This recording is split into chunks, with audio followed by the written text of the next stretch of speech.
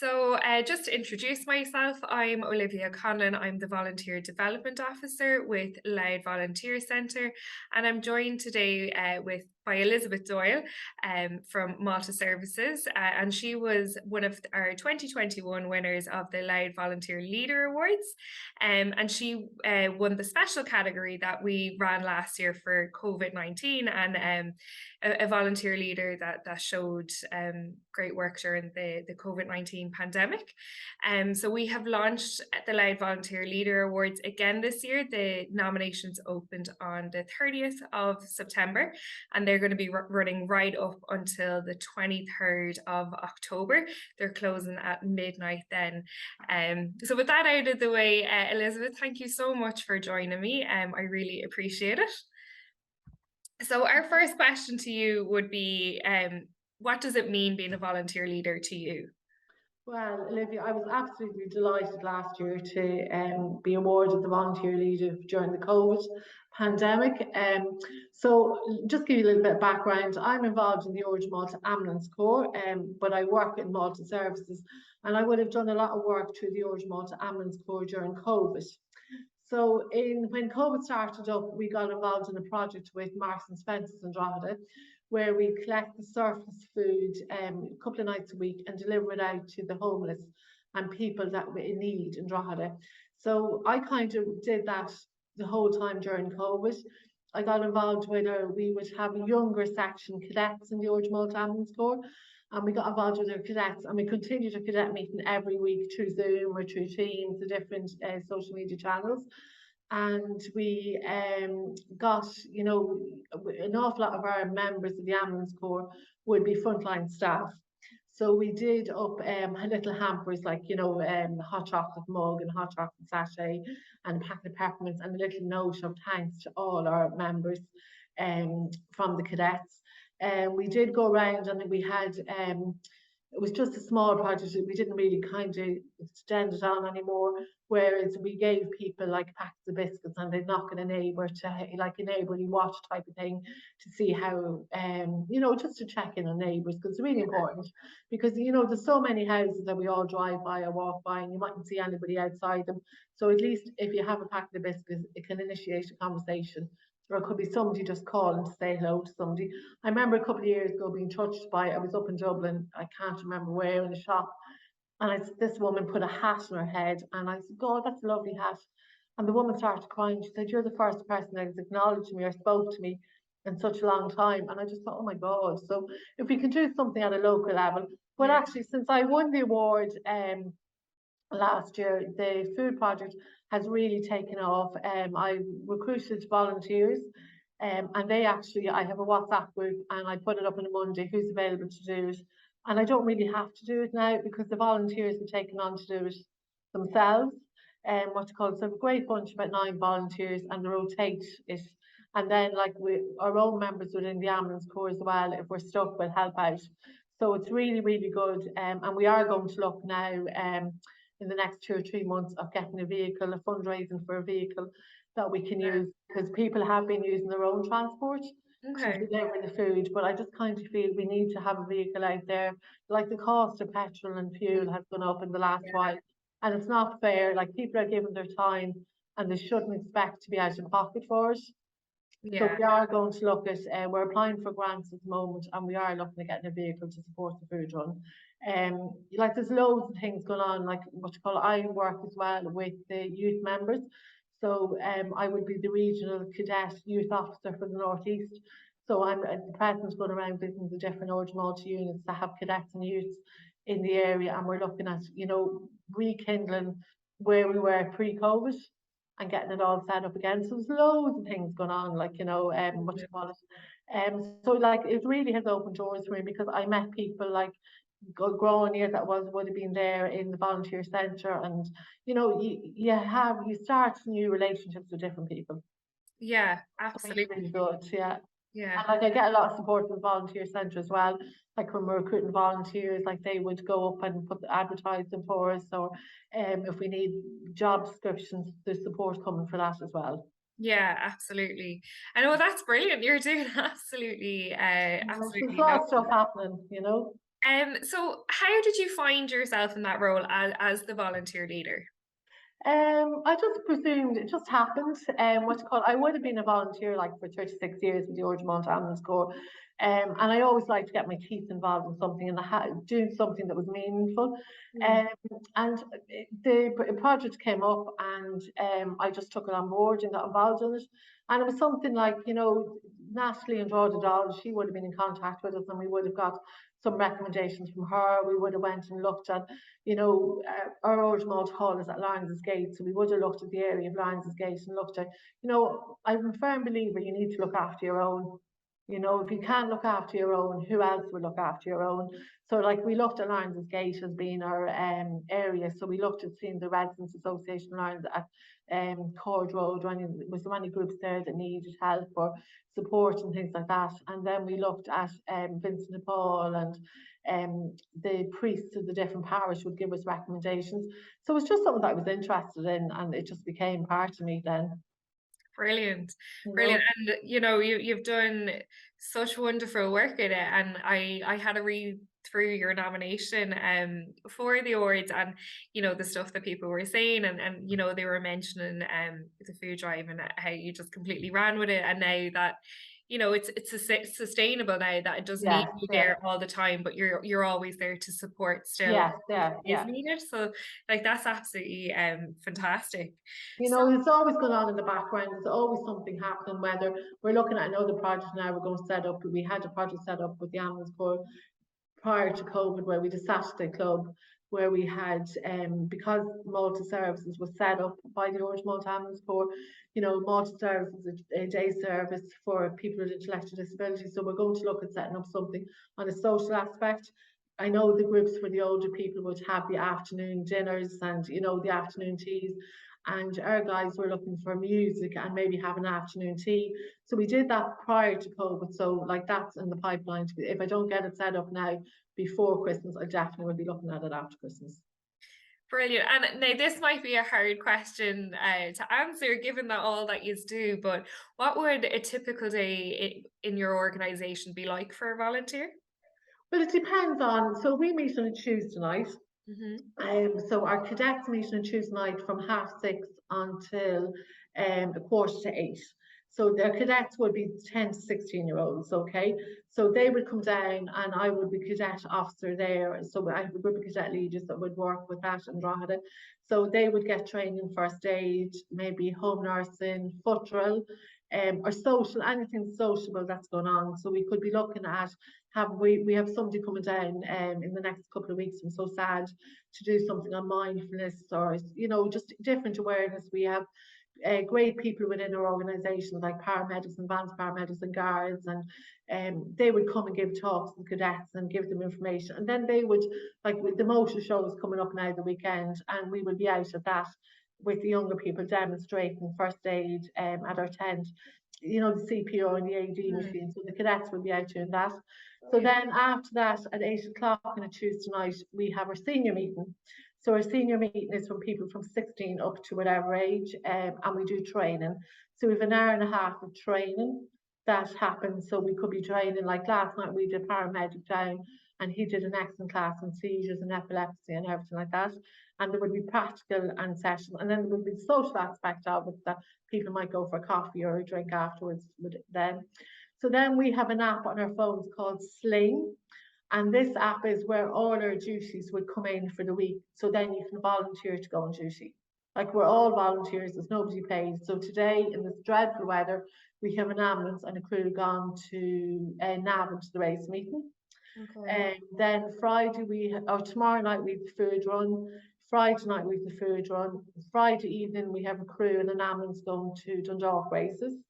Saturday we have the motor show, and we've nothing this Sunday. But like every day of the week, there's something on or something for people to volunteer to get involved in. That's fantastic. Like, and it sounds like a very good opportunity for volunteers as well to upskill. Like you're Yes, offering yeah. so much training and that is as well. Like, so that's And a we have a brilliant lot of people that opportunity. would join our organisation that want to go on and be nurses or doctors or go into the ambulance station or I know, like, for you, go back to the day when you were at college a long time ago, but if you applied for college and you're a member of a uniformed organisation, it always stands to you. Absolutely. Like I've loads of people that, like, we've one guy that's qualified as a doctor last year. He went up to the north to get his qualification. We have loads of people that's EMTs, paramedics, advanced paramedics. We've loads of people in the ambulance station. We have people. We have a huge variety of nurses from ID to midwifery to mental health. We have huge member staff of that, and then we have other people that's not in medical roles that could be in computers, or we have a speech and language therapist. We have a huge um, variety of people. And then we would have a lot, like last night, we have youth members, and youth members would be the 16 to the 24 age group. And we 24 youth members last night training. Fantastic. And they're there every week. They're eager to learn. They all want to go down and follow the role, and whether it be nursing or whatever. Mhm. So, like, there's good stuff happening. There's Yeah, great and a support. fantastic opportunity to get experience and get Yeah, a taste of what that's like, before maybe going on to train as yeah, a like with some of the lads from the fire stations down as well. Last weekend down in Kilkenny, we had our national competitions, and they haven't taken place prior to COVID. Like even though the straw had a unit, then we would have Kells unit, we would have a unit in RD, we'd have a unit in Dundalk, we've a unit in Navan on the northeast region, and we would have a northeast volunteer staff like instructors and everything. And then we would kind of go up to Dublin, and we have a headquarters up in Clyde Road in Dublin, and there would be, more support up there from everybody up there. You That's know. fantastic. So you're doing incredible stuff. So fair play to you. I suppose my next question then would be, how important are volunteers to your organization? What do they bring to it? But that's our organisation's volunteer run. Like, we don't have any paid staff. There could be paid staff by headquarters at Mm, their level, but on a local level, we're all volunteers.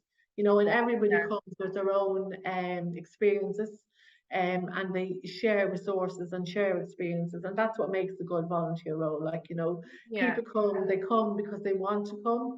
They come, they want to learn, they want to participate, they want to help out in the community, like everybody. Like, and we have a full, like, when you register as a volunteer, you have to go through your Garda vet, and everything is, like, it's done proper. It's a proper professional organization. brilliant. And so yeah, like without the volunteers, the We services wouldn't have it. wouldn't Yeah, be yeah. happening. So it really just And shows. that's what I look at, like the cadets, the 10 to 16-year-olds and the youth members. They're the seniors of tomorrow. Like, they're the people that's going to overtake. Like, when you look at your cadets and look at them that's eager to get out there, to be in uniform, to do first aid duty. And even, the people, like some of the people on the food run were ex-Org Malta members that was in the Org Malta before, and now are coming back to help out again. Brilliant. And then for yourself as a volunteer leader, what do you think are important qualities for a volunteer leader to have? It's called patience. Absolutely. Yeah, no, just patience and to like what you're doing. It's Yes. good, yeah, you have to like what you're doing, because there's no point in doing, like, and you have to have empathy, you have to be able to listen. Listening is a huge skill that you need, what you call it with volunteers. Um, Empathy, listening, confidence as well. Mm, To be able to stand up there and say what you have to say, or, talk from experience. And it's good to be listening. What else do you need? Patience. Like, every skill is needed. Like, there's always something needed from somebody, like. yeah, absolutely. And then, again, I was reading through your nomination, and they talked as well about the support you gave to your volunteers. So I Oh, suppose that's that would, really important. Yeah. yeah, You have to be there at the end of the phone, like on the WhatsApp group, and my phone number's out there. You have to be there at the end of the phone. Like, different people are going through different things. Like, there could be a volunteer that is having money issues that, maybe they need to be supported with the food run. you have to be the listening ear to people. You know, you have to be out there, you have to interact. Like I might decide tomorrow night to go down and see how the food run is going and to liaise with volunteers. And there's constant, like the WhatsApp group, it's a great group because it's a great social aspect of as well. Like one of the guys, his wife had a new baby and the baby picture went up and everybody was congratulating him on it. And Yeah. it's good. Like I have experience, so I can give my experience to other people. Absolutely. And then I suppose you did get the award for that special COVID-19 category. And one of the big things that was mentioned was how connected you did keep everyone during COVID. Yeah, no, it was really Such an important that we kept isolating people time. connected. Like we went around and we got bars of chocolate and we sent them out in post to people.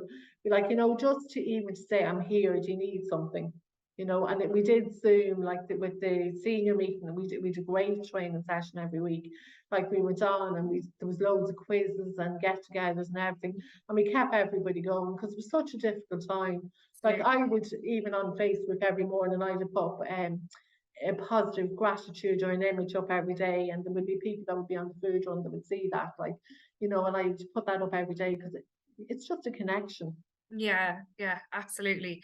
And like that, it was just more important than ever during COVID. Yeah, it was. And like, it's still more important than ever Mm. because we seem to be going back to wearing a mask again and going back to COVID again, unfortunately. Sadly.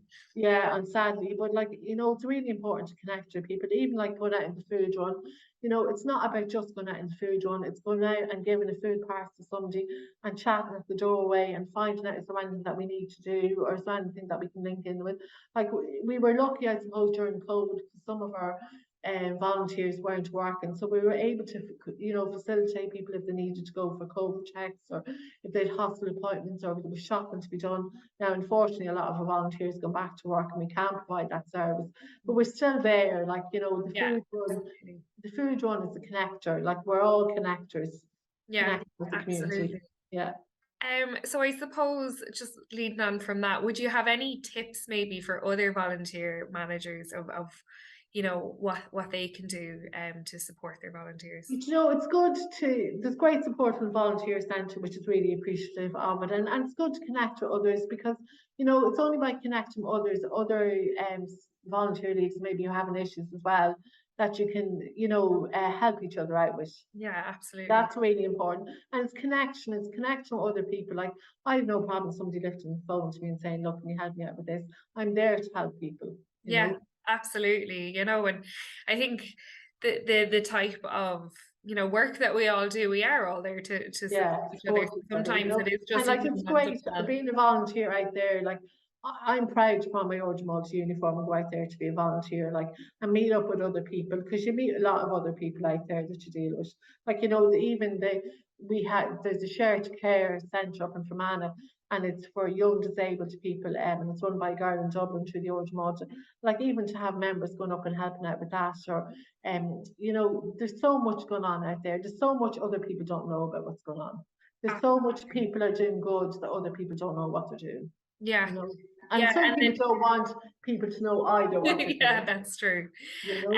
And I suppose that's one of the reasons for the Loud Volunteer Leader Awards. Yes, yes, It's to recognize them unsung heroes yes, yeah. of But volunteering. it's just at times can be very difficult to identify one because it's Absolutely. more about a group. And I've just seen the Garda Síochána are after launching the Loud for Youth Awards, which is Mm. like they've done them in every other country, county around Ireland. So it's great, but it's very hard to distinguish who deserves to get an award because there's so many unsung heroes. Oh, absolutely. And that's it. Like, we do our volunteer awards and that as well. Yes, And, yes, it's so important to recognize our volunteers. But very often the person that's organizing them volunteers and leading them volunteers and making sure that that work gets done yeah, can yeah. get forgotten about. So, these awards are just a really good opportunity to just say So thank we you. had there's about God, it seems ages ago, I think it was September, it was August, September. We had an evening where we had all our members together.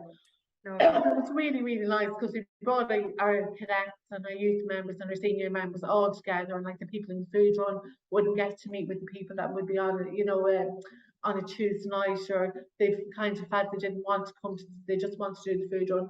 So we had an umbrella meet, a volunteer evening with everybody. It was great because there's so many people had so many experiences to share. Mm. And you know, people did know each other, but they didn't know them in the organisation. You know, Okay. and like all our food volunteers would be offered, like they would all be Garda vetted, they would all be offered training, so they would get CF4 training, they would get their fire course if they wanted to get their child protection training, like that. Or even though you're a food volunteer, you're still getting the same rights as all the other volunteers. So it's really important that everybody's treated equal. Absolutely. Absolutely. Well, my last question would be, what did it mean to you winning the award? Oh, it was absolutely fantastic. It was just such a shock because there's so many unsung heroes out there. Like there's, you know, you were listening to, I remember Miss Curtis, Roe Curtis is her name, and what you call it, Energy St. Cortes, Mary's, yeah. yeah. And my son would have went to school there, so would have known her. So like to be up in a podium with people like that was just unbelievable. Brilliant. Yeah, Well, that's it. Thank you so no much for problem. joining us and speaking about your experience. So, again, the nominations are opened at the moment for anyone that would like to vote for a volunteer leader they know. There is 4 categories this year. So it's Dundalk North Louth, Mid Louth, and Drogheda South Louth. And Great. then the leading young volunteers again. So they're the 4 categories. And you can vote by going on to volunteerloud.ie/volunteers/LVLAs. And you can nominate there for someone that you feel deserves to be recognised for their leading of volunteers.